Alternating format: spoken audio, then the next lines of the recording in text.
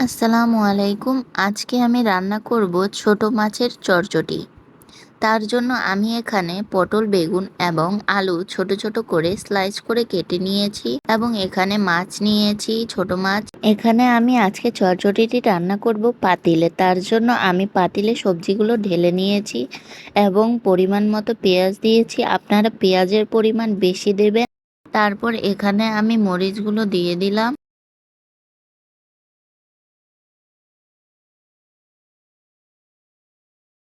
তারপর দিয়েছি আদা বাটা, রসুন বাটা, জিরা বাটা, একটু হলুদ দিয়েছি এবং 1 চামচের একটু কম লবণ দিয়েছি।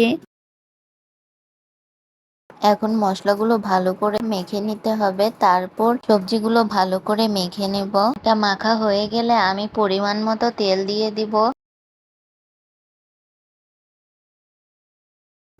তারপর আমি আবার ভালো করে মেখে নিব। এখন আমি এখানে ছোট মাছগুলো ঢেলে দেব এবং আস্তে আস্তে করে মেখে নেব। তারপর এখানে আমি পরিমাণ মতো পানি দিয়ে দিব। পানির পরিমাণ কম দিতে হবে এবং চটচটিটা রান্না করার জন্য চুলার আঁচ মিডিয়ামে রেখে দিতে হবে এবং খেয়াল করতে হবে সবজিগুলো সিদ্ধ হয়েছে কিনা।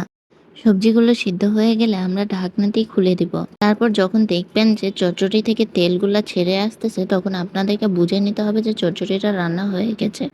আপনারা দেখতেই পাচ্ছেন আমার চটচটিটা রান্না হয়ে গেছে। দেখতে কতটা সুন্দর হয়েছে। আশা করি আপনারাও আমার এই রেসিপিটি বাসায় ট্রাই করবেন।